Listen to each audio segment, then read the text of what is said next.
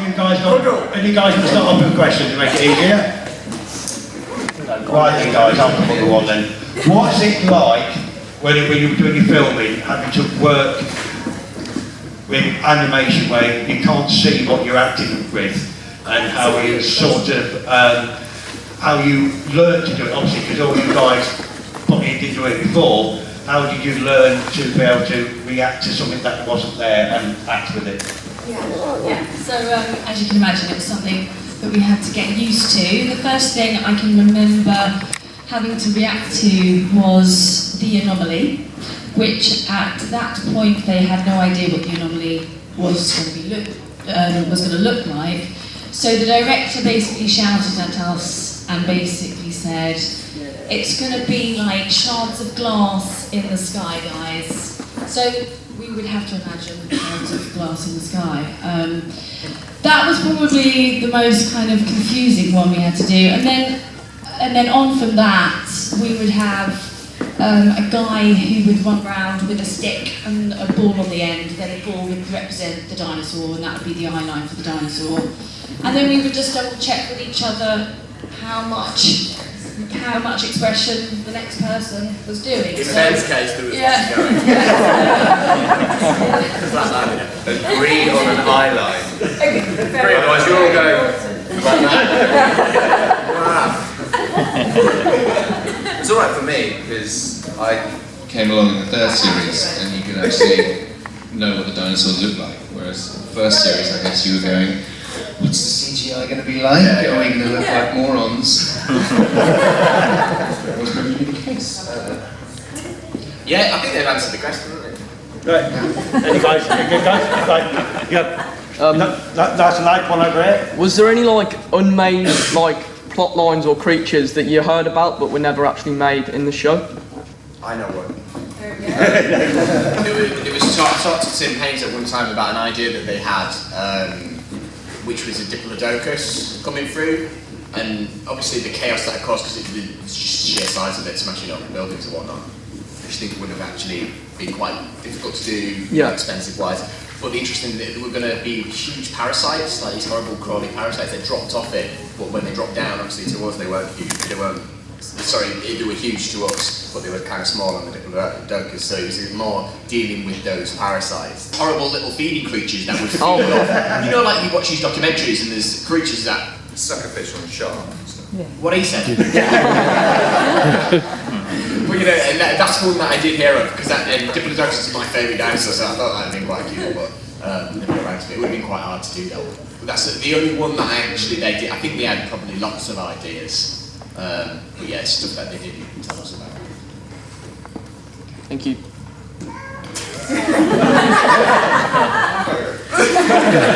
No pictures that I didn't know about. Obviously, Ben, you came into the third series. Yeah, you had a good idea what was going on then. You meant to. Would you have thought the series could have gone a lot longer, about more different ideas, or do you think it actually did run its course? I don't think it did run its course. I think there was the potential for it to keep going. I think it was a sort of great original idea. I think it is a bit of a shame that the series stopped when it did. We had wrapped up the final series quite nicely though, and then they did add that cliffhanger on to the end, which did make us think that we might be going again, but sadly not. But it's that, I mean, the idea could go on in perpetuity, really. Andrew, what was it like for you from filming here, then going to Canada for the Canadian version? It felt totally different. It felt like a different job. You know, obviously it was Primeval, and there was some, on the production side, there was a couple of familiar faces out there, but all the cast was different. And in a way, a little bit daunting, but nice that it was carrying on. Because it gave you hope, going, oh, maybe. The rumour that I heard was that if it had carried on in the second season, if it hadn't been canned, if it hadn't been canned, that both Abby and Becker would have been in the second season. That's what I heard the rumour was. That's why I left at the end of it. I leave my gun. is to give me a reason to go back with, I guess, which would have been these guys to come back with me because I messed up, as kind of usually does.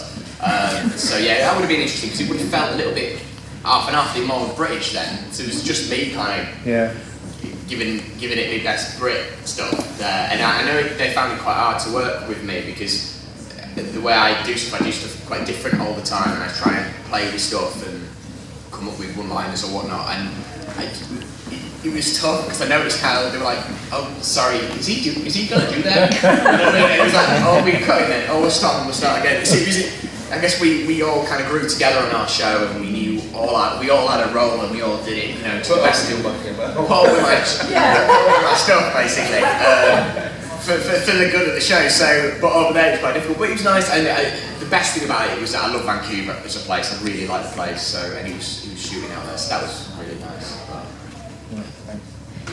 When we were in the future world, trying to find your brother and bring him back. Oh yeah. And that was fun. Yeah. Because there was the Just idea because that they I opened died. this t-shirt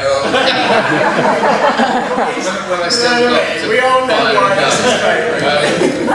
But my least favourite was going up that crane in Ireland. On the I boat? remember I was doing Midsummer Night's Dream and anyway, then Tim Bradley came and was like, "How are you with heights?" And I was like, "Okay." But I had to go up into this crane, and it was horrible.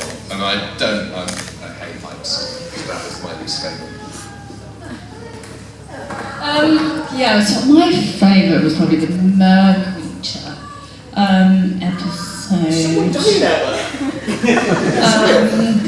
Yeah, they're okay. I'll go put him out in a minute, mate. Do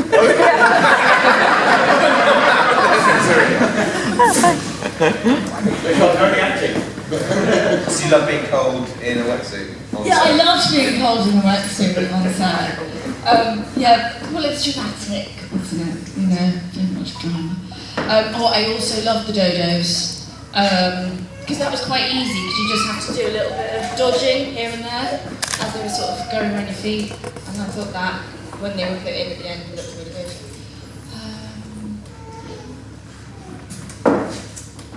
What was your most embarrassing moment on set?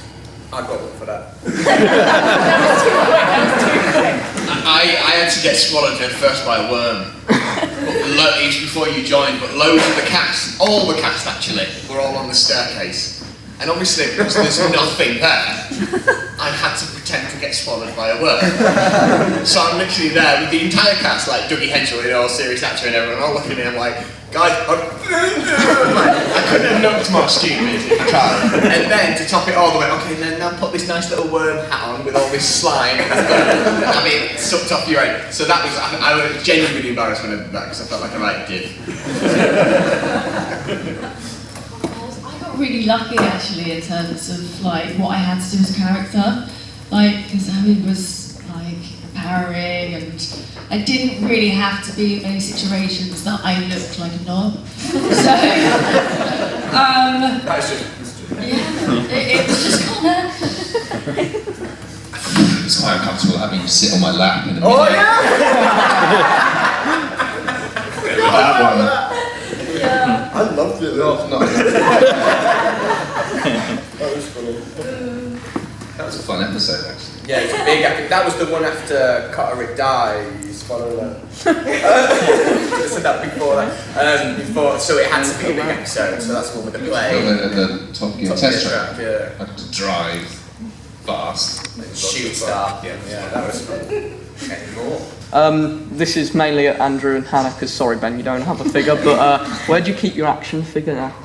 I keep my photograph on underneath my pillow. Mine lives in my kitchen. Got a couple of shelves and she sort of climbs different little bits I've got on there, the coffee pot and whatever. It changes day by day, the position. Thank you. Mine's in my little girl's toy box at the bottom of it. She pulled its hand and its leg off. One hand on this side and its leg off on this side. And chewed part of his head. So So that's that one. I have got a box one as well in the cupboard, but that's the one that was out for playing. But it doesn't get me to play anymore. How did you get into acting, and what advice would you give to a young person wanting to start out? He's the only one who did it properly. That's why. Well, I went to drama school, went to Bristol Music School. That's a good start. Advice is, all the advice that I was ever given was don't do it, but do something else. National Youth Theatre, I did that before, that's a good introduction.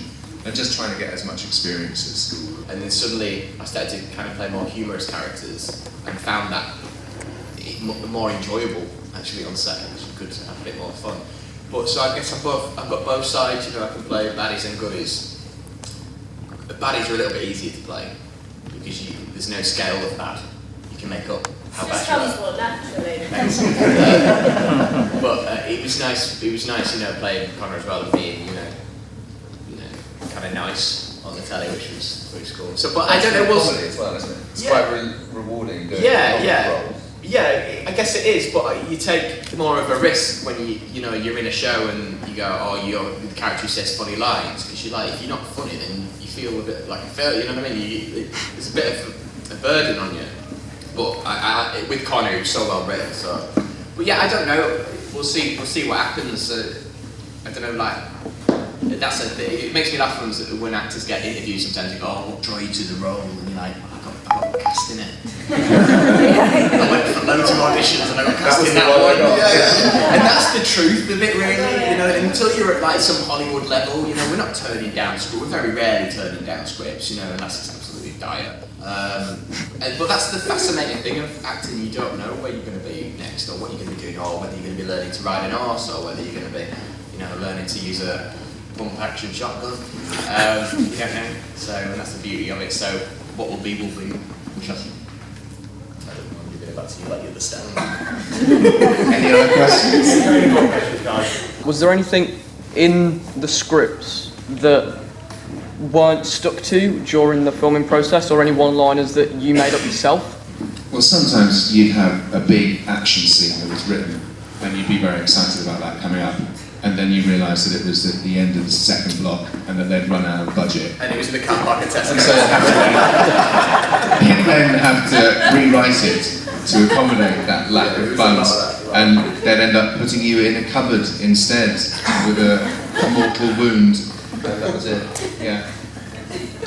Yeah, and you'd turn up and everything would be written, but then you'd be at a completely different location, so you just have to work it out on the day. It happens all the time. That was pretty much Primeval. Yeah. And I don't think it's just Primeval. It happens on. I think it happens on so many shows. That's one of the things I love about it. You know, you have to go and you go, okay, how are we going to do this? We have to do this. We have to make this work. We have to make the audience feel this jeopardy. But you know, like I say, we're in Tesco's car park or whatnot. So let's work it out. And that's the fun bit about it. And Primeval was kind of quite good at evolving like that. We did that quite well, didn't we? My romantic arc with never got off the ground. This is very sad. Jessica and I wondering who before and realising. I think Becker should have got eaten. So you've answered, I've answered. Yeah, I think I'm going to be nice. If something. He has his kiss with Jess and he's like, I love you.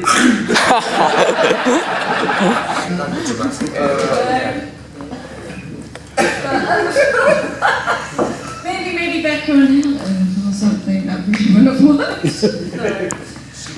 She's dead. Yeah, well, way back, you know. Phoebe could have been forced to go back in the past, wouldn't it? Is it time? Yeah, but anyway, it's wrong. Right guys, so it's a big round of applause for Henry.